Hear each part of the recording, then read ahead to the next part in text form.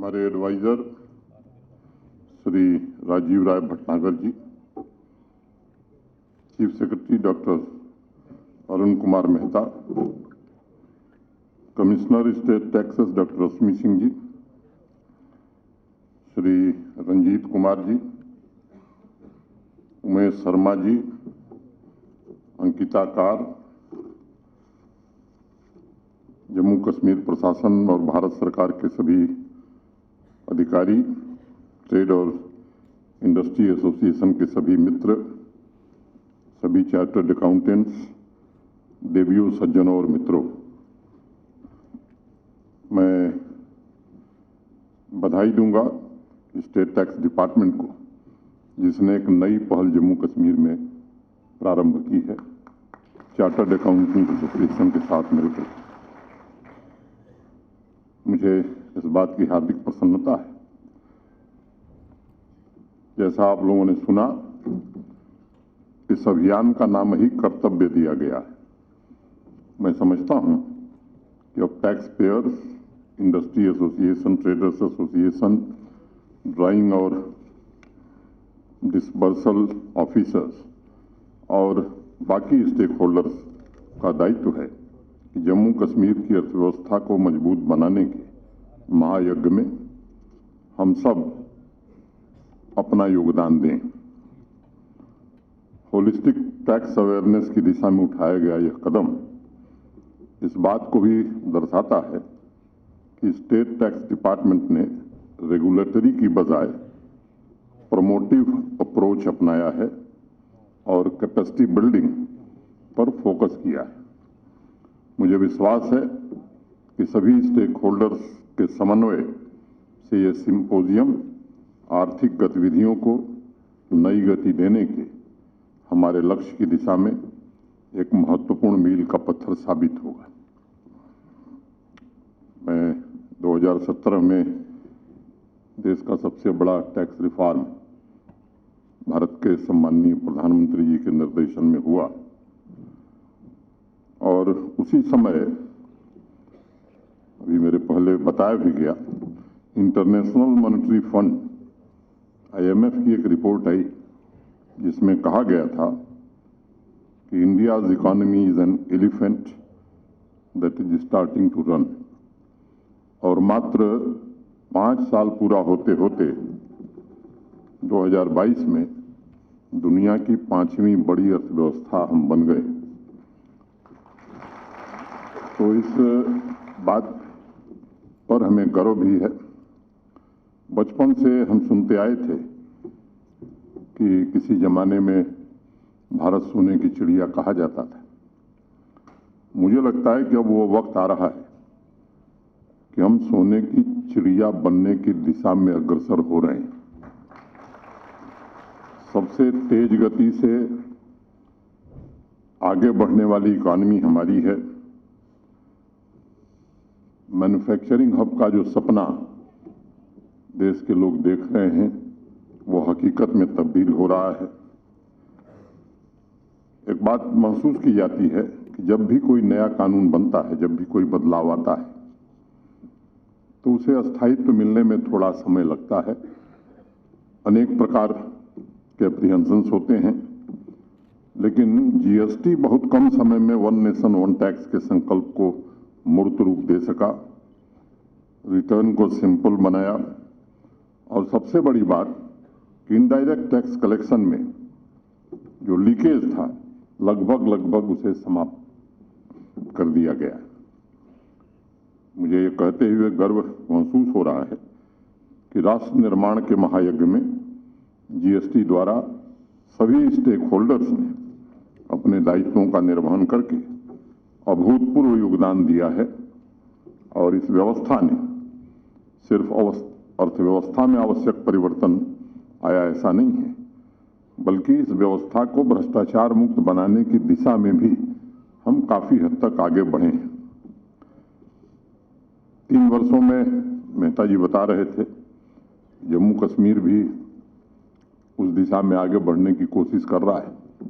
Transform, reform और perform कोशिश की जा रही है और माननीय प्रधानमंत्री जी के विजन के मुताबिक जम्मू कश्मीर कैसे ट्रांसफॉर्म हो, इसकी हर कोशिश की जा रही है।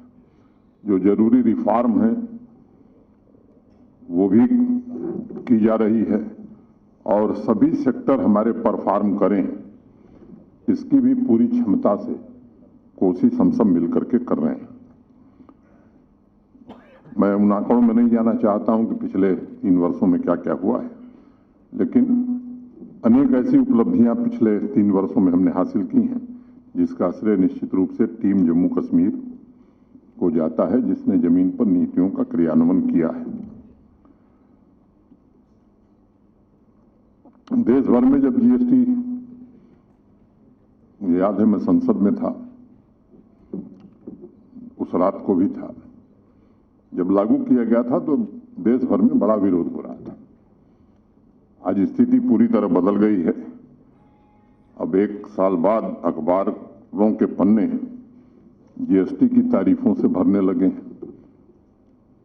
आम आदमी से लेकर व्यापारी वर्ग तक सब लोग एक स्वर से कहने लगे हैं कि हिंदुस्तान के इतिहास में, हिंदुस्तान के विकास में जीएसटी के योगदान को सदैव याद रखा जाएगा। अब देखिए, इसी साल जनवरी में केंद्र सरकार ने 1,56,000 करोड़ रुपए जीएसटी रेवेन्यू अर्जित किया है। राज्यों को जाने वाले रेवेन्यू का हिस्सा भी बढ़ा है। जब राज्यों के पास पैसा आता है तो वो सीधे वहां से निकलकर जनता की जेब में किसी न किसी माध्यम से पहुंचता है, क्योंकि वो राज्य के विकास पर खर्च होता है। हमें इस बात को सदैव याद रखना चाहिए कि इकॉनमी तभी ग्रो करती है जब इकोनॉमिक एक्टिविटी बढ़ती है। सरकारी खजाने में ज्यादा पैसे का मतलब है सभी सेक्टर्स में गतिविधियां तेज होंगी। कंस्ट्रक्शन से लेकर गांव के बाजार तक आम आदमी के जेब तक पैसा पहुंचेगा, वो उसे खर्च करेगा और ज्यादा खर्च का साफ मतलब है कि इकॉनमी स्थायी रूप से बढ़ेगी, समावेशी विकास को बढ़ावा देगी, देश की खाद्य सुरक्षा मजबूत होगी, रोजगार के अवसरों का सृजन होगा। और इसलिए अक्सर ये बात मैं कहता हूं कि सिर्फ प्रशासन का काम नहीं है, बल्कि सरकार और समाज या नागरिकों की साझी जिम्मेदारी है। मुझे एक बात स्मरण है, दुनिया के एक बड़े अर्थशास्त्री जिनका नाम है जोसेफ स्टिग्लिट्ज, उन्होंने कहीं लिखा था कि साझी समृद्धि ही सच्ची और अस्थायी समृद्धि हो सकती है।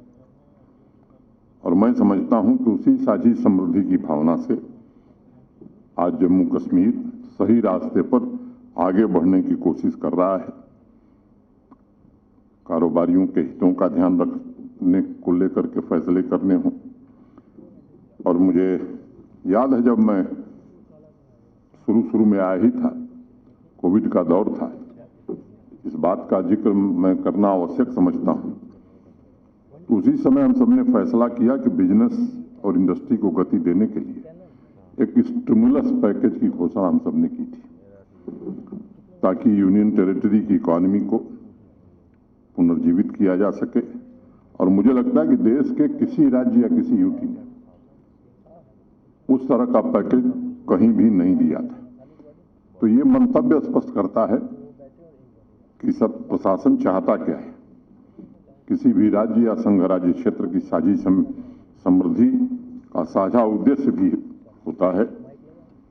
अब जम्मू कश्मीर अगर देश आत्मनिर्भर हो रहा है तो जम्मू कश्मीर को भी आत्मनिर्भर होना पड़ेगा, होना चाहिए। और हम कैसे विकसित राज्यों की श्रेणी में आवें, इस दिशा में हम सबको मिलकर के काम करने की आवश्यकता है। और इसके लिए आवश्यक है कि हम ज्यादा से ज्यादा रेवेन्यू जनरेट करें। मैं एक बात अभी मेरे पूर्व के वक्ता जो चार्टर्ड अकाउंटेंट एसोसिएशन से हैं, उन्होंने कहा जमीन आपको दे दी गई। मैं आज ये घोषित करता हूं, आप सेंटर ऑफ एक्सेलेंस यहाँ बनाइए। रश्मि सिंह जी को आप प्रस्ताव दे दीजिए जल्द से जल्द, क्योंकि अभी एक जमीन खाली करो अभियान चला था। अब उस जमीन का उपयोग क्या होगा जो खाली हुई है, अवैध ढंग से जिन लोगों ने कब्जा किया था। तो कल एक फैसला हमने किया कि ऐसे ही सेंटर ऑफ एक्सेलेंस बनाएंगे, स्पोर्ट्स फील्ड बनाएंगे, डिफरेंट डिपार्टमेंट्स, स्कूल, कॉलेज, अस्पताल बनाएंगे। तो सरकार की जमीन अगर गलत लोगों ने कब्जा किया था, वो सरकार के पास आई है, तो उसका उपयोग पूरी तरह से जम्मू कश्मीर के सामान्य नागरिकों के लिए हो, ये हमारा अंतिम फैसला है। और इसलिए मैंने आपसे कहा कि जमीन की अब हमारे पास कोई कमी नहीं है। और प्रेस के मित्र हमारे हैं, मैं अभी जीएसटी के चक्कर में मैं समझता हूं कि न मैं कोई उसका विशेषज्ञ हूं, और मैं अब जनरल बात ही आज के कार्यक्रम से थोड़ा हट करके करना चाहूंगा। मित्रों, जम्मू कश्मीर के विभिन्न क्षेत्रों में एक इंटीग्रेटेड अप्रोच के साथ काम करने की कोशिश हो रही है। इंडस्ट्री आप सब जानते हैं, आज़ादी से लेकर 1.5-2 साल पहले तक कुल 14-15 हजार करोड़ रुपए का यहाँ प्राइवेट इन्वेस्टमेंट था। प्रधानमंत्री जी के निर्देशन में एक नई इंडस्ट्रियल स्कीम आई, और आपको बताते हुए मुझे प्रसन्नता है कि पिछले 6 महीने में प्रतिदिन एक नई इंडस्ट्री फंक्शनल हो गई है। 66 हजार करोड़ के प्रस्ताव हमारे पास आए थे। ये सच है कि हमारे पास जमीन की उपलब्धता कम थी, जो जमीन थी वो डेवलप नहीं थी, उस पर भी हम काम कर रहे हैं। और आपको हम बताना चाहते हैं कि 18 इंडस्ट्रियल स्टेट आने वाले 6 महीने में पूरी तरह से सुविधाओं से युक्त हो जाएंगे। और जो प्रस्ताव आए हैं वो निश्चित रूप से जमीन पर उतरेंगे, जिसकी कोशिश हम कर रहे हैं।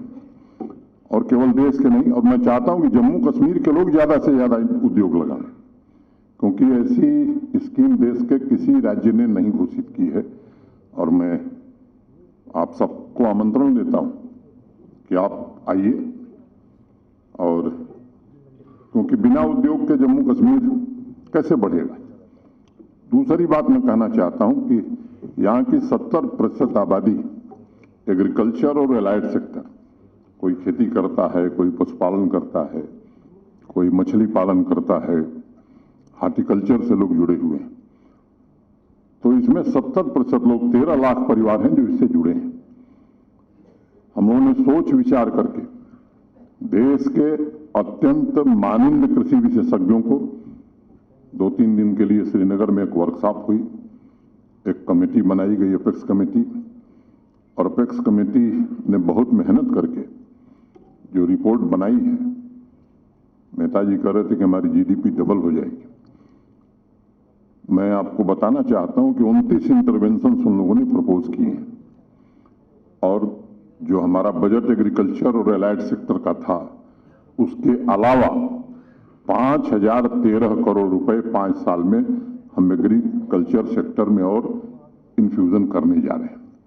और उन 29 इंटरवेंशंस को पूरी तरह से जमीन पर लागू करने की ईमानदारी से हम कोशिश कर रहे हैं। और मैं मानता हूं कि जितना भी आज हार्टिकल्चर प्रोड्यूस हमारा एप्पल है, जिसका नाम ले लीजिए, चेरी है, सैफरन है, या यहाँ का बासमती है, गुच्ची है, ये सब चीजें, या दूध है, कई मामलों में हम फाडर में 80% फाडर हम बाहर से ले आते हैं। इन सब में आत्मनिर्भरता और हमारी पैदावार कई गुना बढ़ जाए और 13 लाख परिवार सम्मानपूर्वक रह सके, इसे हम पूरी तरह से लागू करने की कोशिश कर रहे हैं। मैं पूरी तरह आश्वस्त हूं, इसे लागू करने में हमें सफलता मिलेगी। टूरिज्म अनप्रेसिडेंटेड, इतना टूरिस्ट कभी जम्मू कश्मीर में आया ही नहीं था। और अब ये उस दिशा में हॉस्पिटलिटी सेक्टर की भी संभावना बढ़े, इसकी तैयारी में हम सब हैं। और आने वाले दिनों में, क्योंकि मैं इस बात पर पूरी तरह यकीन करता हूं कि सरकार का काम व्यवसाय करना नहीं है। अनावश्यक सरकारी विभाग होटल चलावे, मैं इसके पूरी तरह खिलाफ हूं। और इस तरह की जो संपत्तियां हैं वो हम पारदर्शी तरीके से, आप सब आइए, उसमें भाग लीजिए, चलाइए, अच्छी सेवा दीजिए, ताकि देश और विदेश से जो लोग आए उस सेवा से प्रभावित होकर के जम्मू कश्मीर में फिर दोबारा आवे। नई जमीनें भी हम चिन्हित कर रहे हैं, उस काम को भी हम करने वाले हैं। इंडस्ट्री का थोड़ा जिक्र मैंने कर दिया। रोजगार की चर्चा थोड़ा मेहता जी ने की। मित्रों, 3 साल में 30,000 से ज्यादा पद भरे गए, सरकारी पद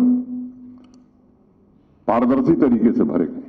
और जिस मामले में शिकायत आई है, और शिकायत में अगर थोड़ा भी तथ्य रहा है तो उसे निरस्त किया गया है।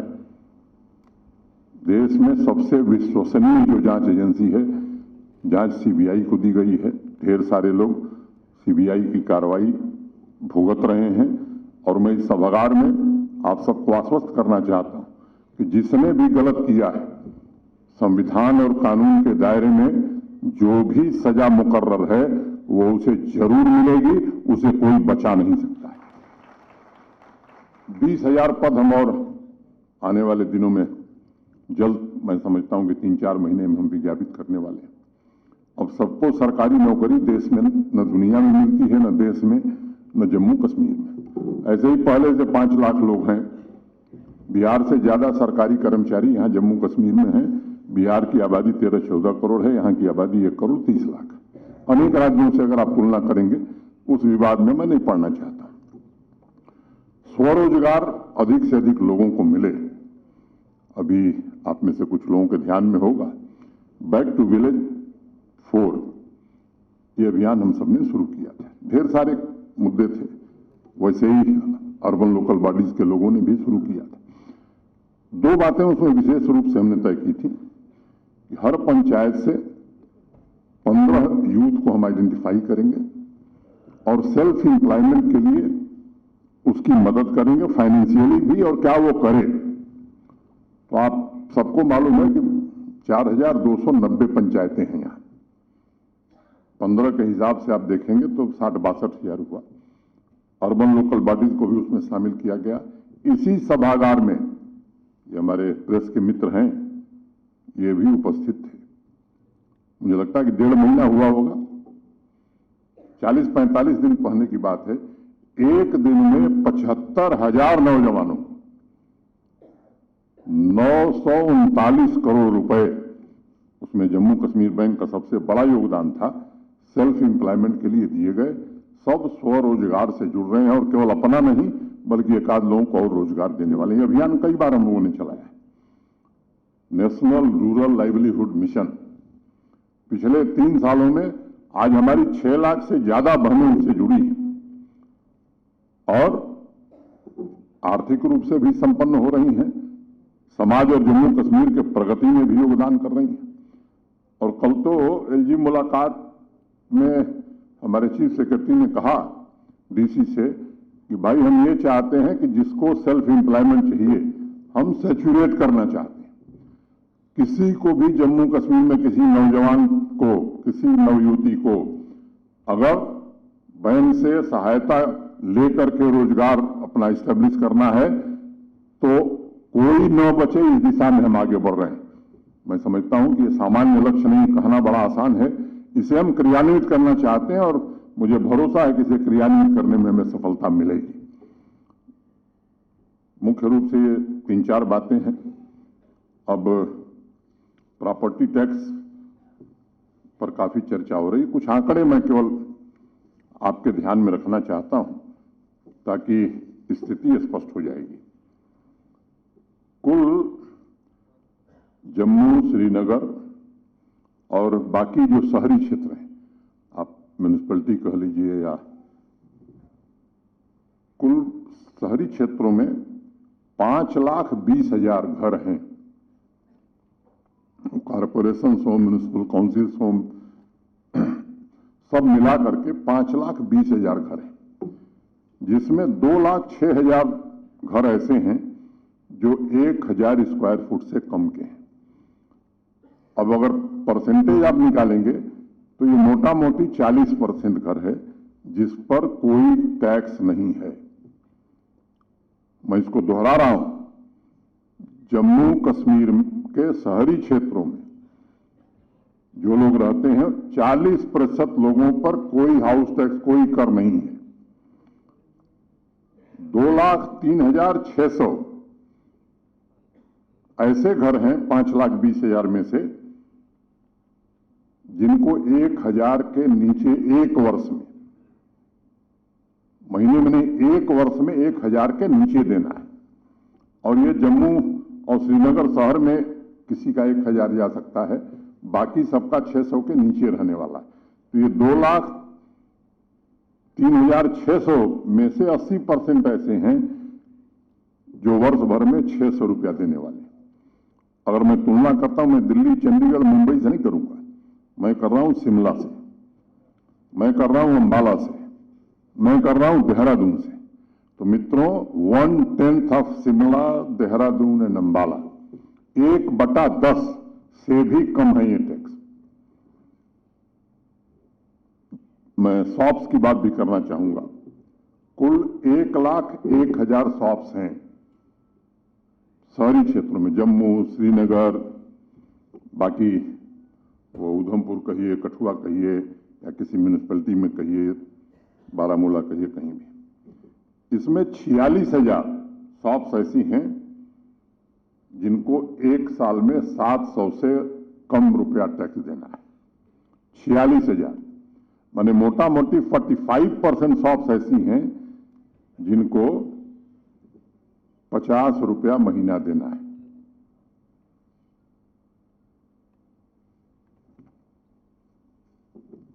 तीस 30,000 शॉप्स ऐसी हैं जिनको 2,000 रुपए से भी कम देना है वर्ष भर में। और ये 30,000 में 20,000 ऐसी होंगी जो 1,500 के नीचे ही जिनको देना है। तो ये प्रतिशत अगर आप देखेंगे तो चाहे वो दुकान हो, और ये भी उन शहरों की तुलना में 1/10 से भी कम है। वो रेट मैं नहीं पढ़ना चाहता हूं, ज्यादा समय लगेगा। मतलब क्या हुआ कि सबसे लोवेस्ट प्रॉपर्टी टैक्स हिंदुस्तान के किसी शहर से आप तुलना कर लीजिए, या जिस पर लगाया है तो वेरी मीगर लगाया है। अब कुछ लोग हैं दिल्ली में 50,000 रुपए टैक्स दे रहे हैं। 50,000 रुपया, उनकी तस्वीर मेरे पास है, उनके घरों के बाहर उनके नाम लिखे हुए हैं, और यहां कह रहे हैं कि साहब हम 1,000 भी नहीं देंगे। मैं सबसे अनुरोध करना चाहता हूं, जैसा मैंने पहले कहा, सरकार और प्रशासन का प्राथमिक दायित्व है कि सामान्य लोगों को दिक्कत न हो, और इसका पूरा ध्यान रखा गया है। मोटे तौर पर 75-80% जो आबादी है उसका पूरी तरह से ध्यान रखा गया है।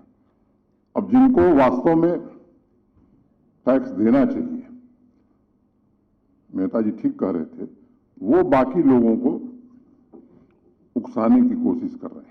देश के हर शहर, हर राज्य में लग गया। हम भी भारत के नागरिक हैं, और कई भ्रांतियां यहां हैं। यहां कहा जाता था कि बिजली इतनी बनती है, पता नहीं आप में से कितने लोगों को मालूम है, हमारी कुल उत्पादन क्षमता 3450 मेगावाट है, और केवल हाइड्रो पावर हम उत्पादित करते हैं। ये सच है कि आने वाले 3 साल में हम इतनी बिजली और बना लेंगे जो 70 साल में बनी थी, लेकिन 7-8 महीने केवल 300 मेगावाट जनरेशन होता है जम्मू कश्मीर में। अगर बाहर के प्रदेशों से बिजली न आवे तो यहां बिजली नहीं दी जा सकती। ये भ्रांतियां कुछ लोगों ने अनावश्यक फैलाई थी। मुझे लगता है, मैं बार बार कहता हूं कि हम विश्वास रखते हैं सामान्य लोगों से संवाद में। किसी को लगता है कि इसमें कुछ गलत है, कुछ और बेहतर तरीका हो सकता है, मैं स्वागत करूंगा। आइए सुझाव दीजिए, दरवाजे हमारे खुले हैं। आपको लगता है कि इस व्यवस्था में कोई गड़बड़ है, इससे बेहतर व्यवस्था आप बता सकते हैं, मैं आप सबका स्वागत करूंगा।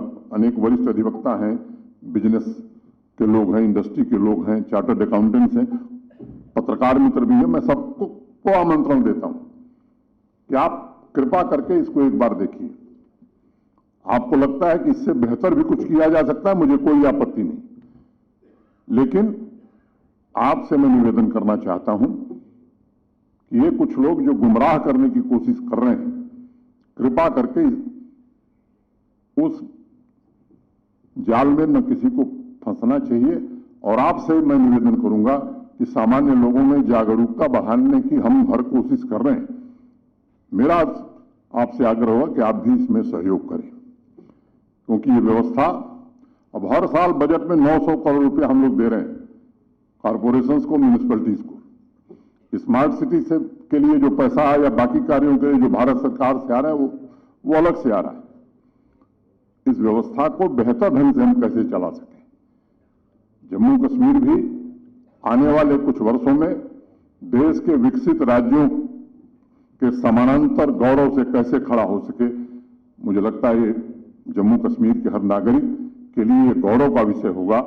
मैं आप सबका आह्वान करता हूं, आपसे निवेदन करता हूं कि आइए इस पूरे अभियान में जो हमारी प्राचीन शक्ति रही है, देश के मुकुटमणि हम जाने जाते थे, देश को ज्ञान देने का संदेश यही जम्मू कश्मीर की धरती से लोगों ने दिया है।